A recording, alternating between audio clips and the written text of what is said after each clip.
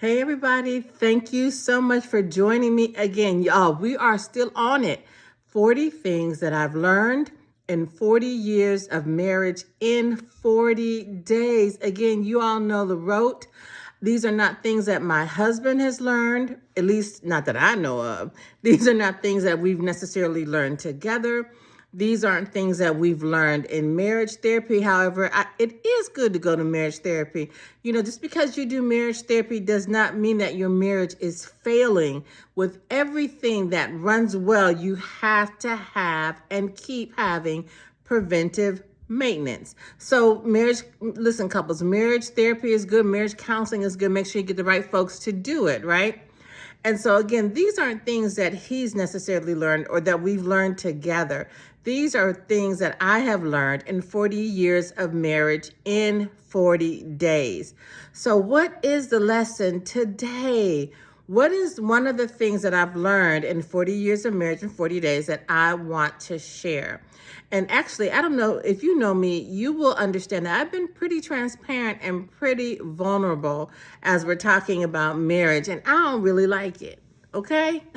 So, one of the things that I've learned in 40 years of marriage in 40 days is to do love. To do love, the verb love. Now, listen, my husband and I, you've heard how we've met, and if you haven't, just go on back through the videos where you'll see that he's my special guest, and he'll talk to you about that. But we experienced what we would call a whirlwind marriage, a whirlwind engagement, a whirlwind romance, a whirlwind marriage. So we did it in a very short amount of time, and I'm here to tell you that grace met us. Maybe we'll talk about it another time. But I was infatuated with him. I was in love with him. We met, we began to date, and he was just fine to me. He still is fine to me. And so I was in love. I was in lust. I was infatuated. I had this emotion of love that we developed, by our courting, by our communication, by being with each other, but I didn't do love. Does that make sense? Now, people say, y'all wasn't intimate. Y'all wasn't doing love. Y'all wasn't making love. We were. Outside of the confines of marriage. So listen, we listen and we don't judge. And so, again, I had developed this love for him, this lust for him, this infatuation. I had the emotion, and still do, of love for him, but I wasn't doing love. What do I mean by doing love? We're about to go Bible, y'all. So don't cut off. The 1 Corinthians 13 talks about love and how love is. And I don't believe, I've shared this with you before. I don't believe in being a marriage expert. Yes, I've written a book about marriage, 31 Days of Morgan, but that's talking about the experiences that I'm remembering, that I'm sharing. And then I give you a little sticky note that talks about, something that we can do as married couples, and it'll benefit you if you're bored in marriage or if you're thinking about marriage, but no more shameless plug. So I've learned to do love with him, and I am learning to do love with him. I think throughout the life of our marriage, throughout the life of marriage, period, we ought to learn and endeavor to do love. So what does it mean to do love? Well, what does love mean? So the Bible tells us in 1 Corinthians 13 that it's patient. Ooh, we can stop right there. I had to learn to become patient. When we first got married, we signed the papers and we went home. I was not patient. Says it is kind. I was not kind.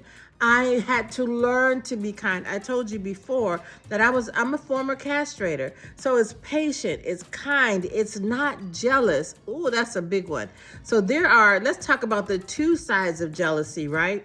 The first side is, I don't want you looking at my husband. Did she call you by your first name? How you know her? How she know? Did you look at her? Now that kind of jealousy is one side, and you have to endeavor. Some people have to do it more than others. Had to endeavor not to be jealous, because love is not jealous. On the other side of that is, you know what? He's got a master's degree. She's got a doctorate degree. I'm still working on my bachelor's degree, and I don't appreciate it. Oh, he speaks so well. He's such an anointed preacher. Oh my gosh, I can't believe the way this man can work $1.15. So I'm jealous of him. I want to be like him, but I'm not. So in either instance, that is not love. You know, when you're younger and your man is jealous, you think, oh, he must love me so much. No, that's not love. It says that it's not arrogant. Ugh. It doesn't act disgracefully. Love does not act disgracefully. Have you ever been disgraceful?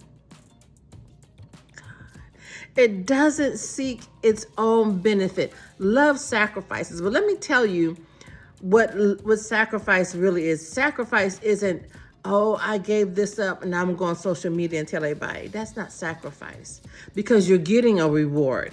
Love does not seek its own benefit. It doesn't seek just for me.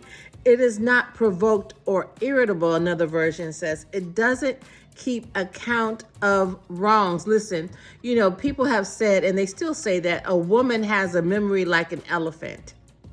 So, you know, while we're in the midst of a conversation or argument, I will, you know you were wrong. And then I'll bring up something, not me, that's the old me. Then I bring up something that happened 33,000 years ago, because I'm keeping score. Love doesn't do that. It says it doesn't rejoice in unrighteousness.